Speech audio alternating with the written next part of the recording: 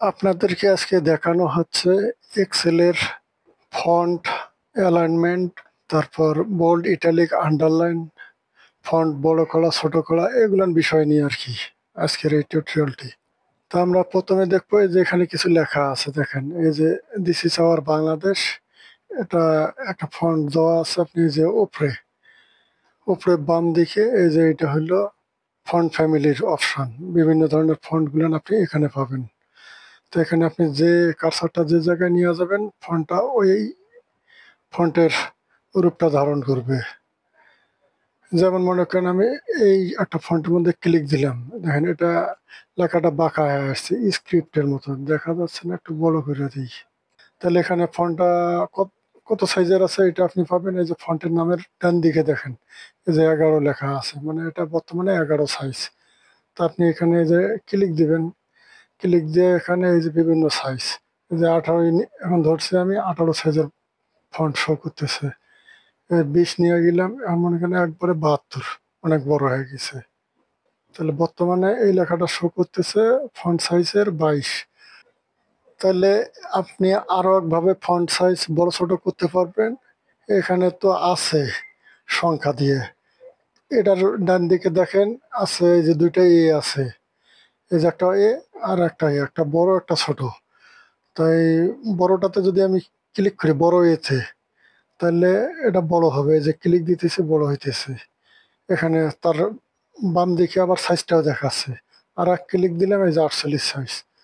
তো এখন তার ডান দিকে দেখেন আবার একটা ছোট আছে, এটা ক্লিক করলে ফন্ট সাইজটা ছোট হবে। এই যে বর্তমানে ওই ফন্টটা 48 সাইজ দেখাচ্ছে, ক্লিক দিলাম কমে আসলো, আবার ক্লিক দিচ্ছি কমতেছে। এই যে বর্তমানে এটা 20 সাইজ, এখন 18 সাইজ। তো এইভাবে আপনি এই দুইটা ব্যবহার করে ফন্ট বড় বা ছোট করতে পারবেন। মনে করেন এই ফন্টটা যে আছে এটার আপনি কালার চেঞ্জ করতে চান, তো এর জন্য এই যে উপরের যে বড় এ ছোট এ আছে, তার নিচে দেখেন এই যে একটা এ আছে, নিচে একটা কালার দেওয়া আছে। বর্তমানে আমার এখানে রেড কালারটা দেখাচ্ছে। তো আমি যদি এইটাই হলো ফন্ট কালার অপশন, তো এখানে যদি আমি ক্লিক দিই তাহলে লেখাটা রেড কালার হয়ে যাবে। এখন যদি আপনি চান যে না রেড কালার হবে না, তাহলে এই যে এই লেখাটা যে আছে এখানে আর ডান দিকে একটা তীর চিহ্ন আছে, এটার মধ্যে ক্লিক দেন, অনেকগুলান কালারের অপশন আসবে। আপনি এখানে যে কালারটা ধরবেন ওই কালার এখানে শো করবে। এই যখন আমি হলুদে ক্লিক দিলাম আর হলুদ হইলো। আপনি এটা যদি আবার চেঞ্জ করতে চান ওখানে যাবেন, যে যে কালার আপনার দরকার এই কালার সিলেক্ট করেন, যেটা দিলাম। একটা বালতি বা মগের মতো দেখা যাচ্ছে, এইটা হলো ফিল কালার। ফিল কালারটার কাজ হচ্ছে যে আপনি যেটুক জায়গা সিলেক্ট করবেন বা যে সেলটা ক্লিক করবেন ওই সেলটা আপনার এখানে এসে যে ফিল কালারের মধ্যে ক্লিক দিলে ওই কালারটা ধারণ করবে। এই যে আমি ক্লিক দিলাম, যেটুক জায়গা সিলেক্ট করছি পুরোটা এখানে হলুদ হয়েছে।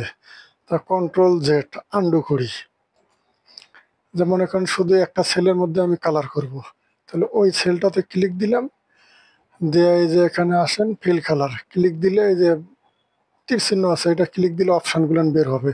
এই যে এখানে অনেক রকমের কালার আছে। তো এই যে যে কালার আপনার লাগে আপনি এটা নেন। তা আমি মনে করেন যে দিলাম এই যে সবুজ কালারটা, ঠিক আছে। তো এখন ব্যাকগ্রাউন্ডের কালারটা হলো এটা হলো ফিল কালার। এখন যদি মনে করেন যে না এই কালারটা লাগবে না উঠাই দিবেন, তাহলে এখানে যে আপনি এই যে তীর চিহ্নটা পাবেন এখানে ক্লিক দিবেন, দিয়া এই যে নিচে লেখা আছে no fill colour, no fill, এটার মধ্যে ক্লিক দিলে নাই, চলে গেছে। আবার আরো আপনি বেশ কিছু কালারের অপশন পাবেন, এই যে মোর কালার, এখান থেকেও আপনি নিতে পারেন। তা সাধারণত ওগুলো লাগে না, এখান থেকেই ব্যবহার করা হয়। এখানে অনেক রকমের কালার দেওয়া আছে, ওইটারে ডিপ কালার দেওয়া আছে, লাইট কালার দেওয়া আছে, এটা আপনি ব্যবহার করবেন।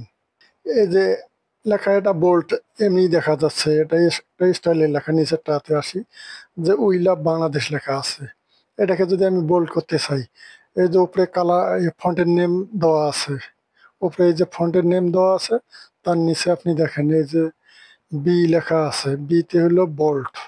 তার ডান দিকে আই লেখা আছে, আইতে হলো ইটালিক, বাঁকা করার জন্য। তারপরে ইউ লেখা আছে, এটা হলো আন্ডারলাইন। তা আমরা এখন উই লাভ বাংলাদেশ এই লেখাটা ক্লিক করছি এই সেলটাতে।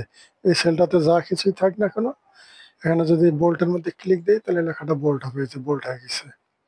এখন যদি আপনি চান যে না এটা বোল্ট হইব না, আনবোল্ট করবো, তাহলে আবার আপনি ওই বির মধ্যে ক্লিক দেন, তাহলে এই যে এখন আনবোল্ট, এই যে বোল্ট হইলো, আবার ক্লিক দিলাম। এখন এটাকে যদি ইটালিক করতে চান বাঁকা, তার ডান দিকে আই আছে, এটার মধ্যে ক্লিক দেন, এই যে একটু বাঁকে গেছে ডান দিকে, ইটালিক হয়েছে। এখন আপনি যদি চান যে এটা আন্ডারলাইন হবে একটা, তাহলে এই যে ইউ এর মধ্যে ক্লিক দেন, এই যে এখন আন্ডারলাইন হয়ে আসছে, ঠিক আছে। আর যদি আন্ডারলাইনটা না লাগে, এখন উঠাবেন, তাহলে আবার যে আপনি ইউ এর মধ্যে ক্লিক দেন, তাহলে আন্ডারলাইনটা উঠে যাবে। এখন এখানে আর একটা জিনিস দেখাই, যে ইউ এর ডাইন পাশে একটা তীর চিহ্ন আছে ছোট, এই যে এইখানে, এই তীর চিহ্নটার মধ্যে ক্লিক দিলে দুইটা অপশন আসবে, একটা আন্ডারলাইন আর একটা ডাবল আন্ডারলাইন। উপরের আন্ডারলাইনটা হলো সিঙ্গেল আন্ডারলাইন, নিচেরটা হলো ডাবল আন্ডারলাইন। যদি আপনি দুইটা আন্ডারলাইন চান তাহলে এটার মধ্যে ক্লিক দেন, এই যে ক্লিক দিলাম, এখন দেখেন এখানে দুইটা আন্ডারলাইন হয়ে গেছে। তো আপনি অ্যালাইনমেন্টটা দেখবেন কিভাবে, মনে করেন এই যে আমরা এটাতে আছি এফ কলামে, এফ কলামটার মধ্যে একটা ক্লিক দিলাম, তো এর মধ্যে যত কিছু লেখা থাক এগুলো অ্যালাইনমেন্ট ঠিক করা। এই অবস্থায় দেখেন এই যে এখানে এইটুক জায়গা হলো অ্যালাইনমেন্টের অপশান, এগুলো পুরোটায়। তাই এই যে এখন আমি যে এটা সিলেক্ট করছি, এটা বাম দিকে একটু সবুজ হয়ে আছে, কালার হয়ে আছে, তার মানে কি এটা লেফট অ্যালাইনমেন্টে আছে। আমি যদি এই যে ডান দিকে এই জায়গাটার মধ্যে ক্লিক দিই তাহলে রাইট অ্যালাইনমেন্ট হবে। এই যে লেখাটা এখানে চেঞ্জ হয়ে গেছে, দেখেন রাইট সাইডে চলে গেছে। এখন যদি আপনি চান যে না লেফট সাইডে আসবে, লেফট অ্যালাইনমেন্ট, আবার এই যে লেফটে ক্লিক দিলাম, লেফটে হইলো। যদি আপনার এই লেখাগুলো সেন্টারে দরকার, তাহলে এখানে ক্লিক দিবেন, এই যে সেন্টার, ঠিক আছে। তো এখন মনে করেন লেফট অ্যালাইনমেন্ট থাক, আমরা এটা লেফট অ্যালাইনমেন্ট করলাম। এই যে উপরে আর কয়েকটা অপশন আছে, এটা হলো বটম অ্যালাইন, যে লেখাটা আপনার কোন জায়গায় যাবে। এই যে দিস ইজ আওয়ার বাংলাদেশ এই লেখাটা আছে, এই অবস্থায় এটা বটম অ্যালাইনমেন্ট আছে, এই যে সবুজ হয়ে একটু কালার হয়ে আছে এইটা। তো এটা যদি আমরা টপে যাই, এই যে উপরেরটাতে ক্লিক দিই, তাহলে লেখাটা একটু উপরে উঠে যাবে। তারপরে যদি আপনি এই যে নিচে দেন, নিচে নামবে। তারপরে আপনি যদি চান যে এটা মাঝামাঝি থাকবো, এই সেলটার ঠিক মাঝখানে থাকবে লেখাটা, উপরে নিচের উচ্চতা অনুসারে, ঠিক এই যে মাঝখানেই আছে। তা আজকের টিউটোরিয়ালটা এটুকুই ছিল। তো ভিডিওটা যদি ভালো লাগে থাকে একটা লাইক দেবেন, কমেন্ট করবেন, শেয়ার করবেন। সাবস্ক্রাইব করে না থাকলে সাবস্ক্রাইব করে রাখবেন। ভিডিওটি দেখার জন্য ধন্যবাদ।